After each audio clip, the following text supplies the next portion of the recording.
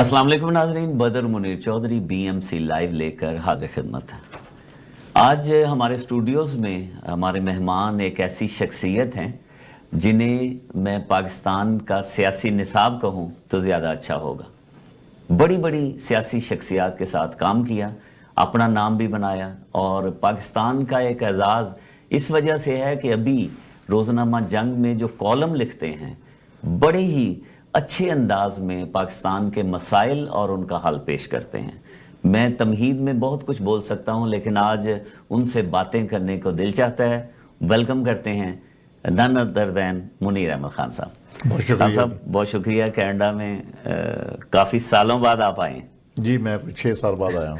اچھا، لیکن جب آپ سے ملاقات ہوئی ایسے ہی لگا جیسے ہماری وہی محفل جو لاہور میں جمتی تھی، وہ گیپ آپ نے ختم کر دیا۔ آپ کی جب ملاقات آپ سے ہوئی، آپ کی زیارت ہوئی۔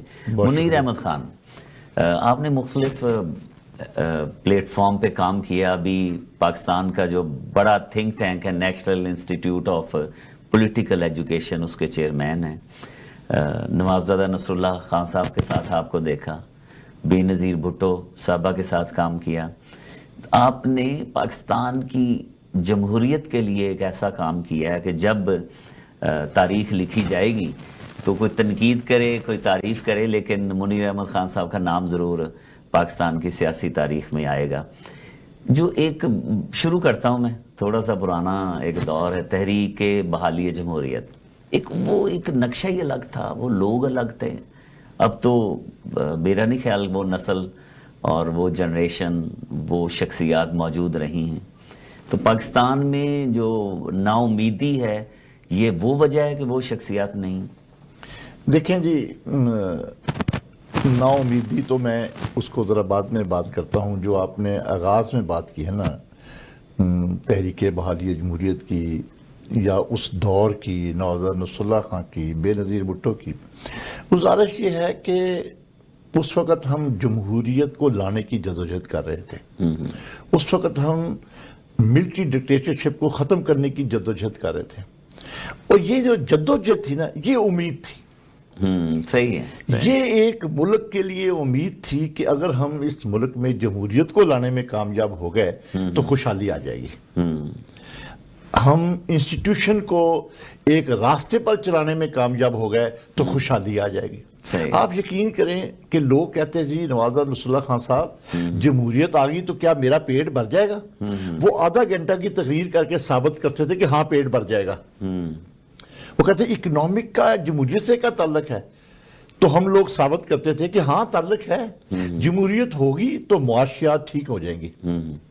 تو آج جو آپ نے کہا نا امیدی کی بات ہے، آج افسوسناک بات صرف یہ ہے کہ جمہوریت بھی ہے لیکن پھر بھی نا امیدی ہے۔ وہ جو جد و جہد آپ نے اتنے وہ دریا کو کوزے میں بند کر دیا کہ امید، جد و جہد ایک امید ہوتی ہے۔ جب جد و جہد پر بھی پابندی لگ جائے یا لوگ یہ چھوڑ ہی دیں، سٹرگل کرنا ہی چھوڑ دیں کسی کام کے لیے، یہ نا امیدی ہے میرے خیال میں۔ اس سے تو میں سمجھتا ہوں کہ سوسائٹیاں زندہ نہیں رہتی، ملک زندہ نہیں رہتے۔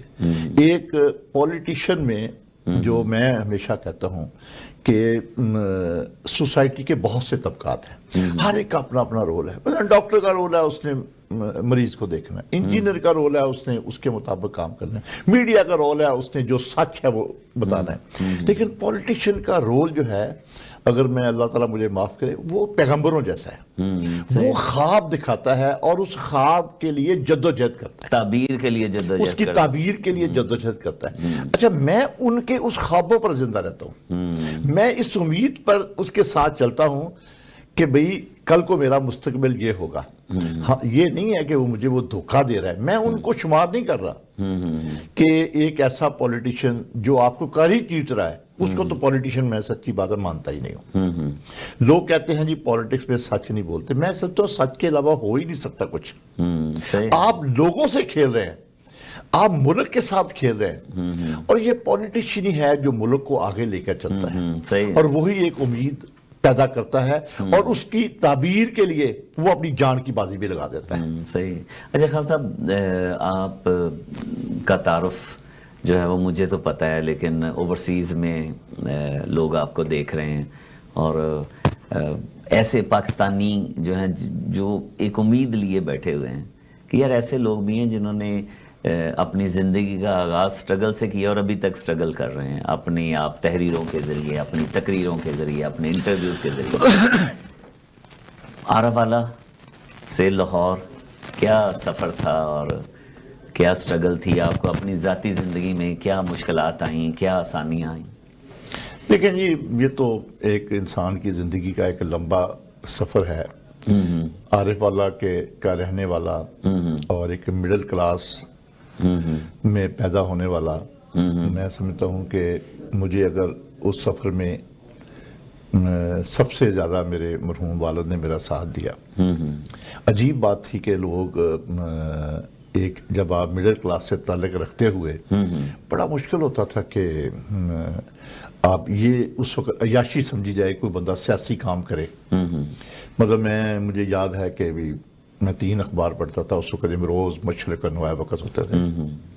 یہ ایسی ایک ڈیلی روٹین تھی، مجھے نہیں سمجھ آتی کہ میں نے فیوچر میں کیا کرنا ہے، لیکن اس وقت بھی جلوسوں میں مار ہم باغے، مار کھائی، وہ سب ایک وقت گزرنے کے ساتھ ساتھ سب چیزیں یاد آئیں۔ پھر احساس ہوا کہ یار اللہ تعالیٰ نے پیدا ہی اس لیے کیا تھا کہ ایک سیاسی کارکن کے طور پر آپ زندہ رہیں۔ وہ کام اتفاقی نہیں تھے، وہ خدا کی طرف سے تھے، رستہ خود بخود ہی کھلتا رہا۔ مطلب سائیوال کالج میں گئے چلے، وہاں جیل میں کوئی 17-18 دن میں رہا، اسی جدوجہد میں۔ اس طرح لاہور میں اس میں بھی زندگی میں جدوجہد، کئی دفعہ جیل جانا پڑا ہے۔ لیکن جو میں سمجھتا ہوں کہ اللہ تعالیٰ کی مجھ پر مہربانی یہ ہوئی ہے کہ مجھے ٹاپ کے لیڈر کے ساتھ کام کرنے کا موقع ملا۔ صحیح۔ میں نے ماسٹر اسکر خان کو جوائن کیا، ان کے ساتھ کام کیا، ڈائریکٹ 1 to 1، نو بیچ میں کوئی نہیں۔ میاں نواز شریف کے ساتھ رہا، ان کے ساتھ براہ راست میرے معاملات تھے۔ 88 کی ٹکٹیں میاں نواز شریف پریزیڈنٹ تھے پارٹی کے، وہ دیتے تھے اور میں ساتھ ان کے۔ صحیح۔ لوگ باہر سیڑھیوں پہ بیٹھے ہوتے تھے، انتظار کر رہے ہوتے۔ اسی طرح چلتے چلتے پھر وزیر اعلیٰ کے ایڈوائزر کے طور پر میاں منظور بھٹو ان کے ساتھ کام کیا۔ پھر بے نظیر بھٹو کو جوائن کیا، تو بس بے نظیر بھٹو، آصف زرداری اور منیر احمد خان، اس میں کوئی شک نہیں۔ اور مجھ پر انہوں نے بڑی مہربانی کی کہ مجھے پیپلز پارٹی کی طرف سے مجھے تحریک بحالی جمہوریت میں انہوں نے اپنا نمائندہ نامزد کیا۔ صحیح ہے۔ اور میں اس کا مرکزی سیکرٹری انفارمیشن رہا۔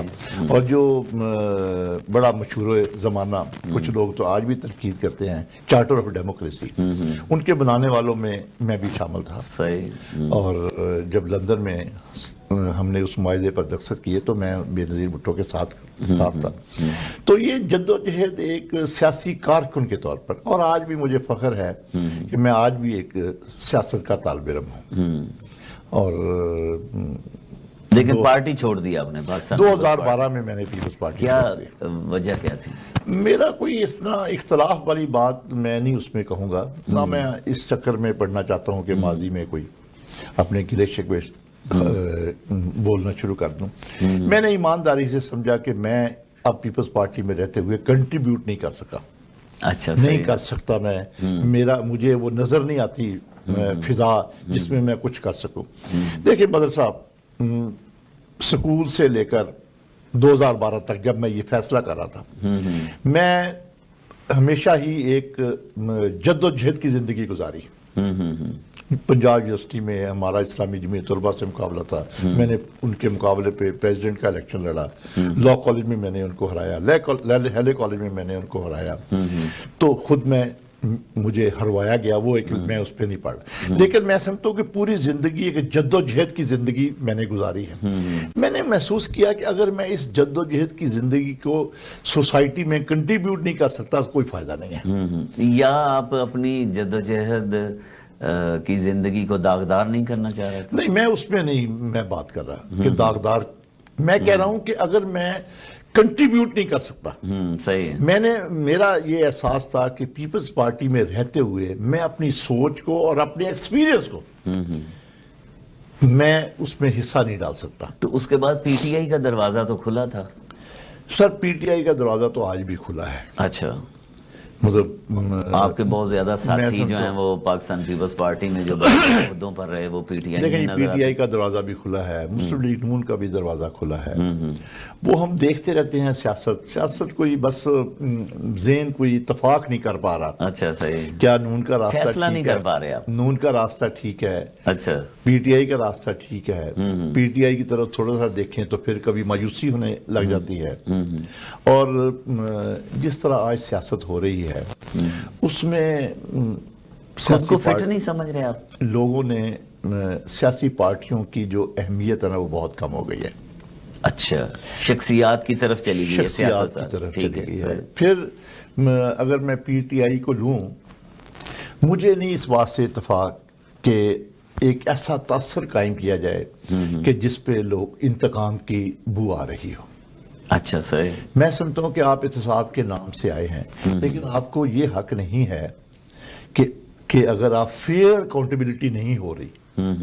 آج پاکستان میں لوگ چاہے زرداری کو برا کہیں, نواز شریف کو برا کریں, کسی کو بھی برا کہیں, لیکن اگر آپ یک طرفہ طور پر کر رہے ہیں, آج پاکستان میں احتساب کو انتقام کے طور پر لیا جا رہا ہے. اچھا صحیح. احتساب بیورو نے اپنی کریڈیبلٹی کھو دی ہے.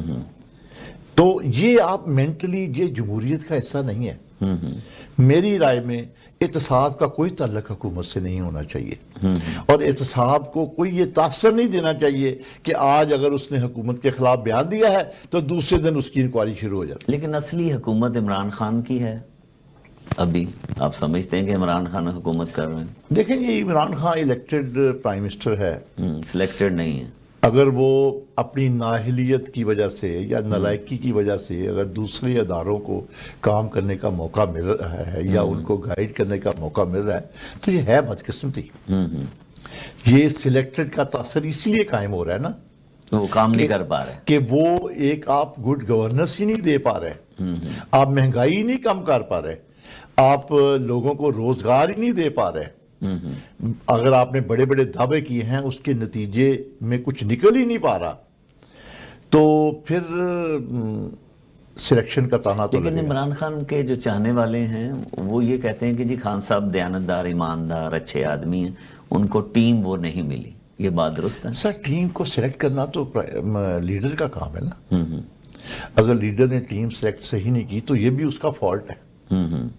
بھی آپ صحیح ٹیم سلیکٹ کر لیں. اگر جو اس کے چاہنے والے کہتے ہیں میں اگر واقعی عمران خان کو سائڈ پہ کر دوں تو مجھے اتفاق ہے. پھر نالائق لوگوں کی ٹیم ہے, ٹین ایجرز ہیں جن کو احساس ہی نہیں ہے. فیصل واڈا جیسے لوگ ہیں وہ بوٹ لے کر آ گئے ہیں. اسی طرح اور سارے لوگ, کوئی پولیٹیکل اپروچ ہی نہیں ہے. دیکھیں نیا پاکستان کی جب ہم بات کر رہے ہیں نا تو اس کا مطلب یہ نہیں ہے کہ یکسر آپ بدل دیں. آپ کو ایک مل جل کر ایک جس کو کہہ لیں کہ بزرگوں کی اور نوجوانوں کی ایک مل کر ٹیم بنانی چاہیے. آپ نے سارے نو بھارت لے آئے ہیں جو آپ کو بھی گائیڈ نہیں کر پا رہے, ان کا کوئی ایکسپیرینس ہو تو آپ کو گائیڈ کریں. اور دوسری بات یہ ہے سر کہ وہ تو صرف آپ کی طرف دیکھ رہے ہیں کیونکہ ان کی وہ مرہون منت ہی آپ کے ہیں. سینئر جو آدمی ہے نا سر وہ اپنے تجربے سے آپ کو پراپر گائیڈ کرتا ہے. تو یہ جو مل جل کر ایسی ٹیم جب بنے گی تو پھر زیادہ نتیجہ یہی ہوگا. لیکن کیا آپشن کیا ہے پاکستانی قوم کے پاس یا ان طاقتوں کے پاس جو جن کے بارے میں یہ کہا جاتا ہے کہ جی یہ سلیکشن ان کی وجہ سے ہوتی, تو کیا آپشن ہے پاکستانی؟ سر آپشن تو کبھی بند نہیں ہوتی. آج اگر عمران خان آگے ہیں تو کل کو اور بھی آ جائے گا. لیکن سر میں تو چاہتا ہوں کہ عمران خان کامیاب ہو. صحیح, میں تو چاہتا ہوں کہ بھی عمران خان اپنا ٹینیور پورا کرے. آپ دیکھیں کتنی عمران خان کی خوش قسمتی ہے. پیپلز پارٹی کا آپ تمام لیڈرشپ کے بیانات دیکھ لیں, مسلم لیگ نون کی تمام لیڈرشپ کے بیانات دیکھ لیں, وہ کہتے ہیں ہم کہتے ہیں 5 سال پورے کرو, لیکن پھر بھی آپ اپنے پاؤں پہ کلہاڑیاں مار رہے ہیں تو کیا کیا جائے. صحیح, آپ اسمبلی کو ہی نہیں چلا پا رہے. میں سمجھتا ہوں کہ آپ کو اپوزیشن کے اس حد تک نہیں جانا چاہیے, آپ کو دیوار سے نہیں لگانا چاہیے. دیکھیں طاقتور جو ہوتا ہے نا یا جو حکومت ہوتی ہے وہ اس کا اپر ہینڈ ہوتا ہے. وہ یہ تاثر اس کو اپوزیشن والا نہیں کرنا چاہیے. اپوزیشن کا رول علیحدہ ہے, حکومت کا رول علیحدہ ہے. یہ جو ٹین ایجز کی حکومت ہے وہ ابھی تک بھی اسی لڑائی میں پڑے ہوئے ہیں, ابھی تک بھی وہ گالی گلوچ میں پڑے ہوئے ہیں. اس سے نکلنا چاہیے. ایک ایسی حکومت قائم کرنی چاہیے جو ساروں کی حکومت ہو. آپ یہ کہہ رہے ہیں کہ میچورٹی نہیں ہے ان کی ٹیم میں, بدقسمتی سے. اچھا, بدقسمتی سے یہ حکومت اپنی میچورٹی کا تاثر نہیں دے پائی. ابھی تک یہ تاثر ہے کہ امچور لوگوں کی حکومت ہے, کوئی کام سیدھا کر ہی نہیں پا رہے, اور ان کو اکثریت حاصل ہے. اپوزیشن کو رکاوٹ نہیں ہے, اور میں اپوزیشن ہے ہی نہیں میرا. اور اپوزیشن, میں ایک اور کہوں گا, آپ اپوزیشن کو دیوار سے نہ لگائیں. آپ اس سے نکل جائیں کہ آپ ان کا احتساب کر رہے ہیں. یہ جو ایک تاثر ہے نا کہ میں الیکشن ہی اسی پر جیتا ہوں, بھئی تب بھی آپ نہیں اس لڑائی میں پڑ سکتے. آپ عدالتیں نہیں بن سکتے, انصاف کی کرسی پر آپ نہیں بیٹھ سکتے. آپ ٹھیک ہے ادارے آزاد کر دیں. میں آج آپ کے پلیٹ فارم سے کہتا ہوں کہ اگر جب تک آپ احتساب کو آزاد اور خود مختار نہیں بنائیں گے, پولیس کو آزاد اور خود مختار نہیں بنائیں گے, ایف آئی اے کو آزاد اور خود مختار نہیں بنائیں گے, اسٹیٹ بینک کو آزاد اور خود مختار نہیں بنائیں گے, ہم اپنی سوسائٹی کو آگے نہیں لے جا سکتے. لیکن وہ عمران خان صاحب یہ کہہ رہے ہیں کہ وہ جو 30-40 سال کی خرابیاں ہیں وہ خان صاحب خود تو پوری اس کو ٹھیک نہیں کر سکتے نا. یار کب تک آپ یہ کہتے رہیں گے؟ آج تو آپ کی حکومت کو 2 سال ہونے والے ہیں.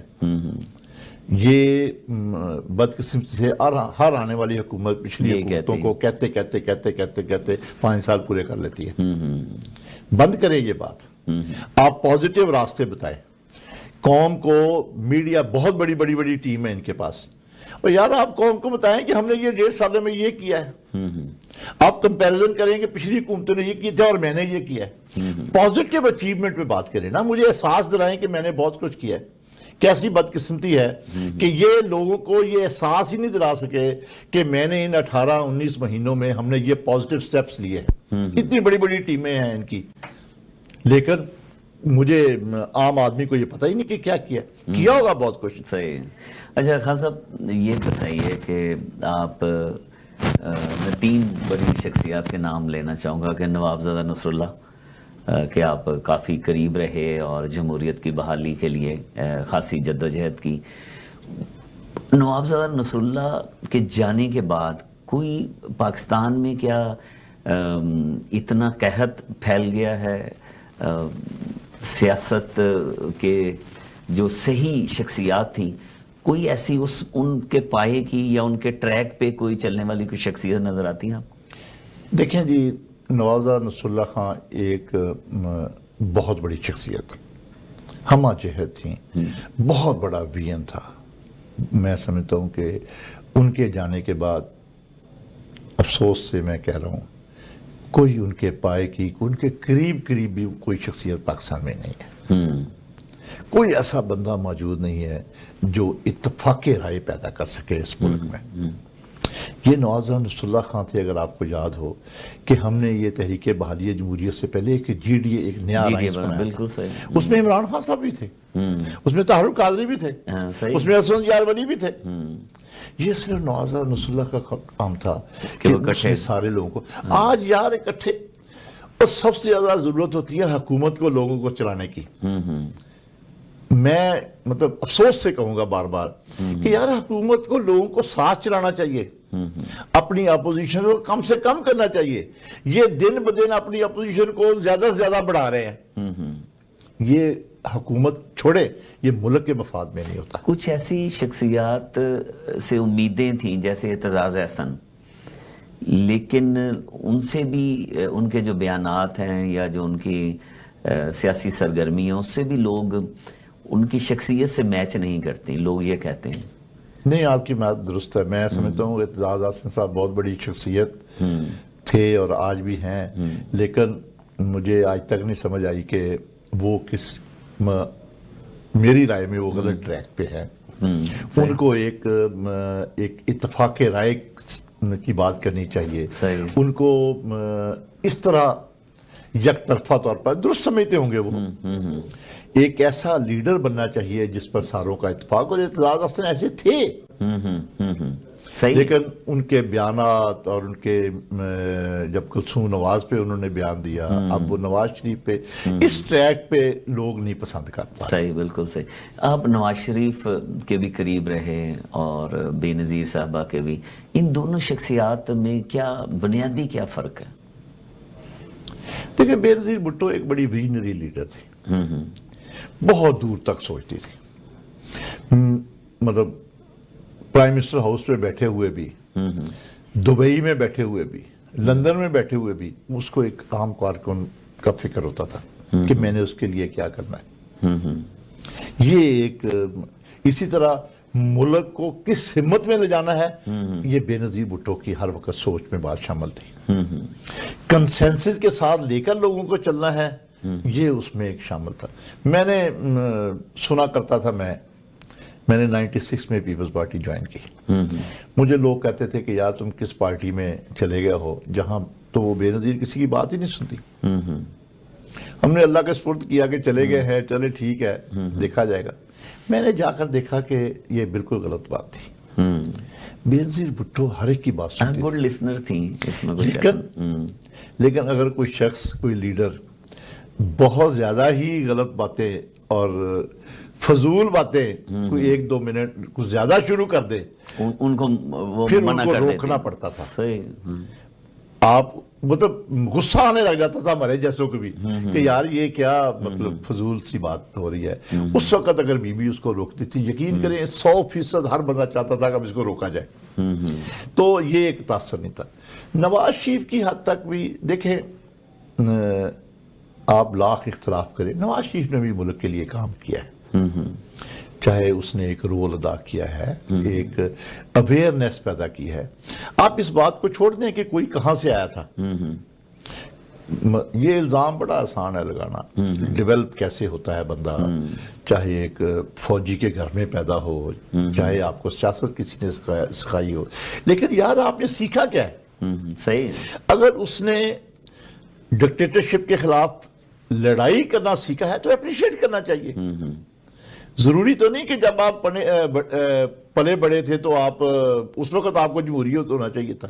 پھر تو لوگ ذوالفقار علی بھٹو کی بھی بات بھی کرتے ہیں. ہاں صحیح کہ وہ ایوب خان کا منسٹر تھا، تو اس کو میں کیسے کہہ دوں کہ وہ صحیح تھا، اور جب نواز شریف اگر کوئی فوجی دور میں آیا ہے تو وہ غلط ہے. لیکن دیکھیں یہ کہ آج اس کا سٹینڈ کیا ہے. اس نے سٹینڈ لیا ہے.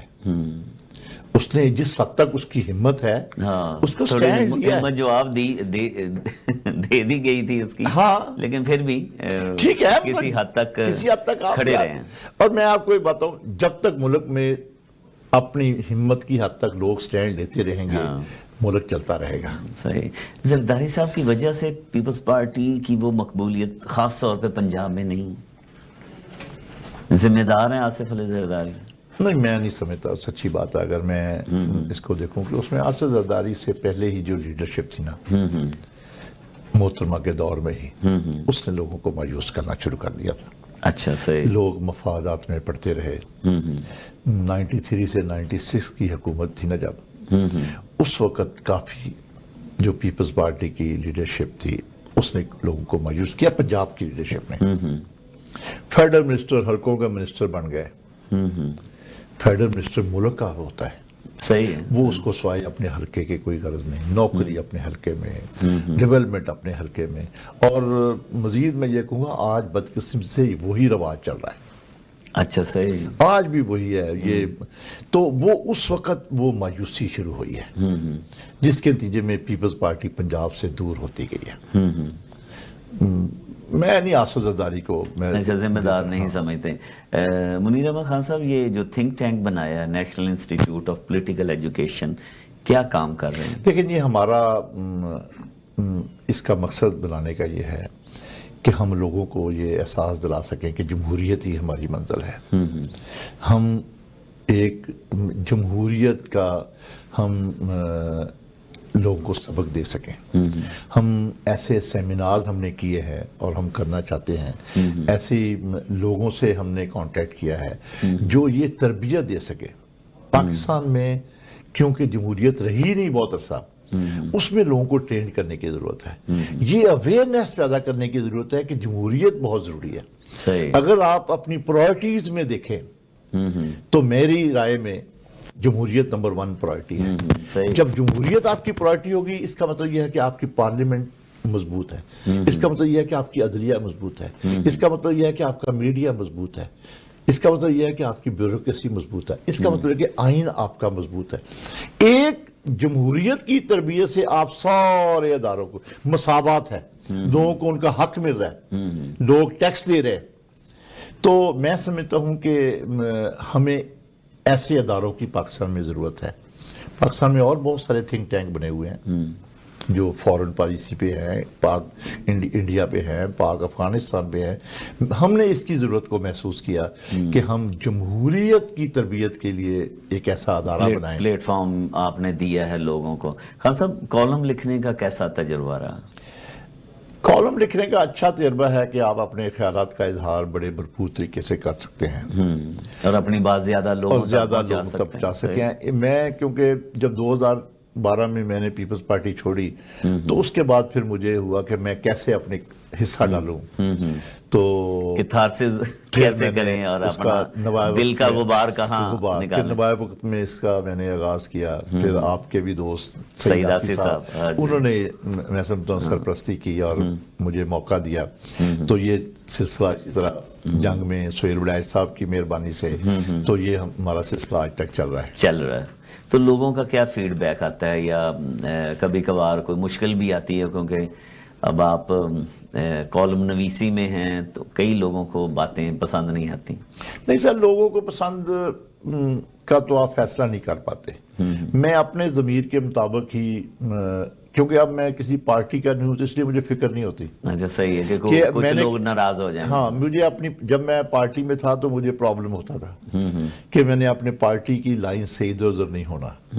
اب میں پچھلے 7 سال سے آزاد ہوں، جو ایمانداری سے سمجھتا ہوں۔ دیکھیں بدر صاحب، میں نے زندگی میں سچ ہی بولا ہے، مجھے جھوٹ ہی نہیں بولنا آتا، یقین کریں آپ۔ لوگ حیران ہوتے ہیں کہ تم وکیل بھی ہو، پولیٹیکل آدمی بھی ہو تو جھوٹ نہیں بولتے۔ میں نے کہا مجھے آتا ہی نہیں ہے۔ یہ کالم لکھتے وقت بھی مجھے یہ ہوتا ہے کہ میں کیا اس کو سچ سمجھتا ہوں یا نہیں سمجھتا۔ میری رائے سے آپ کو اختلاف ہو سکتا ہے، لیکن یہ ہے کہ جب میں پولیٹیکل پارٹی میں تھا تو میں نے کبھی پارٹی لائن سے ہٹ کر نہیں لکھا۔ صحیح ہے، وہی لکھا، اس دور میں بھی میں لکھتا رہا ہوں، لیکن پارٹی کی پالیسی کے مطابق۔ محترمہ مجھ پر بہت اعتماد کرتی تھی۔ آصف زرداری 9 سال جیل میں رہے تو یقین کریں کہ ایسے سمجھیں کہ 9 سال میں نے ان کے ساتھ ہی گزارے تھے۔ ان کے لیے میں نے بڑے بڑے کالم لکھے ہیں، صفحے کے میں نے کالم ان کی آزادی کے لیے لکھتا رہا۔ ہر ہفتے میں ان کو جیل ان کے پاس پورا دن گزارتا تھا۔ تو یہ سچائی کو میں نے ایک بنیاد بنایا ہے زندگی بھر میں۔ صحیح ہے۔ اور جو اوورسیز پاکستانی ہیں، ابھی بھی انہیں عمران خان سے امید ہے، اور آپ نے بھی اپنی گفتگو میں یہی ایک اشارہ دیا ہے کہ امید کا دامن جو ہے وہ نہیں چھوڑنا چاہیے۔ آپ کو جو لوگ دیکھ رہے ہیں ان کے لیے کوئی پیغام ہو تو یہ کیمرہ حاضر۔ دیکھیں جی، میں جو اوورسیز پاکستانیوں کے لیے میں سمجھتا ہوں کہ میرا تو ایک ہی پیغام ہے، اور یہ میں عرصہ دراز سے دیتا ہوں کہ آپ جہاں بھی رہ رہے ہیں، اور خاص طور پر جب آپ جمہوری ملکوں میں رہ رہے ہیں، تو آپ ہمیں جمہوریت سکھائیں، آپ ہمیں جمہوری روایات سکھائیں، آپ ہمیں جمہوریت کے ساتھ زندہ رہنا سکھائیں۔ جو آپ یہاں سیکھ رہے ہیں اس کو پاکستان میں پھیلائیں، اسی میں ہماری ترقی ہے اور اسی میں آپ کو خوشی ہوگی۔ تھینک یو منیر احمد خان صاحب، آتے رہیں جناب نارتھ امریکہ میں۔ لوگ اور آپ کے دوست، آپ کے چاہنے والے بہت زیادہ تعداد میں یہاں پر ہیں۔ ناظرین، یہ Munir Ahmad Khan national institute of political education کے چیئرمین، پاکستان کی بڑی بڑی سیاسی شخصیات کے ساتھ کام کیا۔ ان کی گفتگو سے یقیناً آپ نے کچھ حاصل کیا ہوگا۔ اپنا خیال رکھیں، اپنے دوستوں کا جو آپ کا خیال رکھتے ہیں۔ بدر منیر چودھری کو BMC لائیو سے اجازت دیجیے۔ اللہ حافظ۔ Thank you sir.